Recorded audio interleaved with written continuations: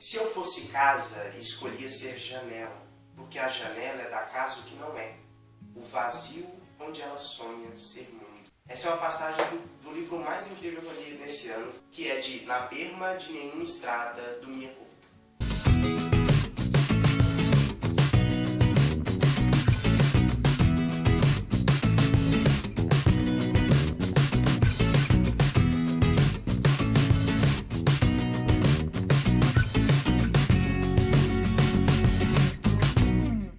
O Mia Couto nasceu em 1955 em Moçambique. Ele é formado em biologia, ele também é jornalista e escritor. Escreveu uma dezena de livros e já ganhou diversos prêmios também, entre eles o Prêmio Camões, que é o prêmio mais importante da nossa língua portuguesa, e nesse ano também foi indicado ao Man Booker Prize Internacional. Nesse ano, a Companhia das Letras então está lançando a sua nova coletânea de contos, que se chama Na Berma de Nenhuma Estrada, que inclusive é título de um dos 38 contos aqui reunidos. E é interessante porque o Mia Couto ele já publicou esses contos em outros formatos, em outras publicações, e aqui ele reuniu todos esses contos e juntos eles são um todo muito poderoso. O mais interessante é que eu não conhecia o Mia Couto, eu nunca o tinha lido.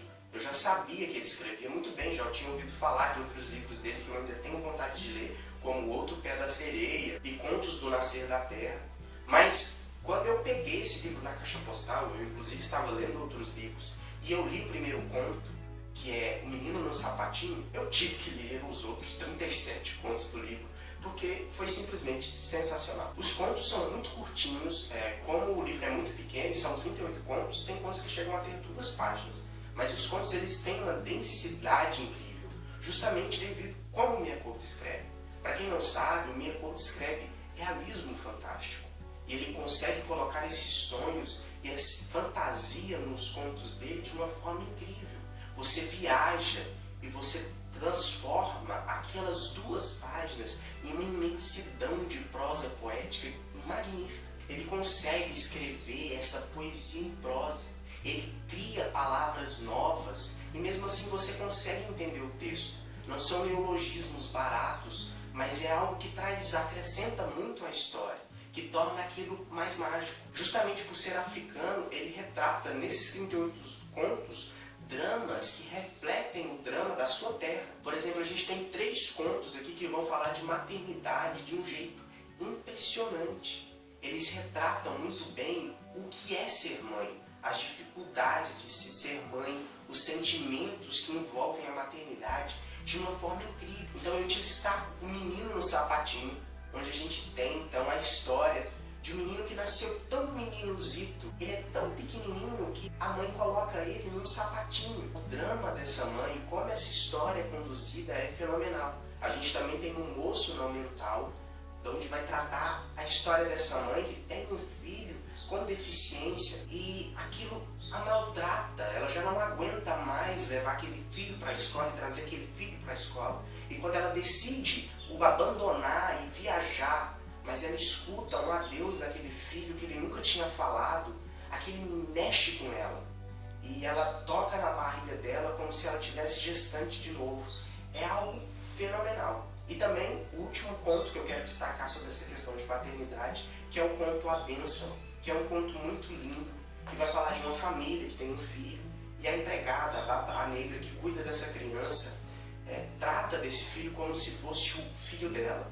E a gente vai perceber no decorrer do conto como essa aliança, tanto com o filho, com a babá, como com a família, é muito bem construída. Tem outros contos que vão falar de amor, vão falar de sentimento entre casais, e vão tratar também de sentimentos também com a natureza. Entretanto, o conto que eu mais gosto nessa coletânea, que quando eu terminei de ler, eu falei assim, não é possível que esse cara conseguiu escrever isso, que é A Morte, o Tempo e o Velho, que eu não vou falar nem um pouquinho do enredo, eu vou te deixar curioso para ler o conto, nem que você leia só esse, porque se você ler só esse conto, você vai ler todos, eu tenho absoluta certeza. O Mia Couto ele também consegue criar, como eu já disse, uma prosa muito poética. Ele cria metáforas interessantes, na qual ele diz que a janela é a parte da casa que não é a casa, é a parte da casa que sonha ser mundo. Da mesma forma, quando o tio fala para a menina para ela não dormir perto da estrada, porque a poeira vai sujar os sonhos dela. Então são passagens muito bonitas e que ficam na nossa cabeça. Então absoluta certeza que quando um livro te marca assim, é porque ele é bom. Eu nem importaria se o livro fosse mal escrito, se a história fosse mal contada, simplesmente por ele ter me marcado, ele já deixou um pedacinho dele em mim. Mas não, o livro, além de ser bom, além de deixar parte dele em mim, ele também é muito bem escrito, ele também é muito bem conduzido, e é aquele tipo de livro que quando você termina, não é você que termina com o livro, foi ele que terminou com você. É aquela sensação de que você ficou órfão. E justamente é um pouco do que ele trata nesses contos de maternidade aqui. E então, se eu tiver que fazer uma indicação de um livro para você ler desse ano, escolha esse.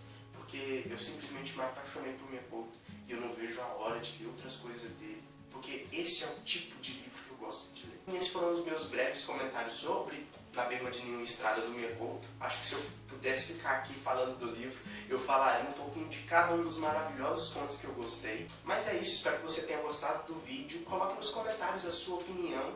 Se você já leu algum livro do Miyako, me indique um que você gostou. Não deixe de curtir, compartilhar o vídeo e favoritar para nos ajudar a divulgar. E também continue nos assistindo durante esse mês de férias com o canal Romeu e Julieta.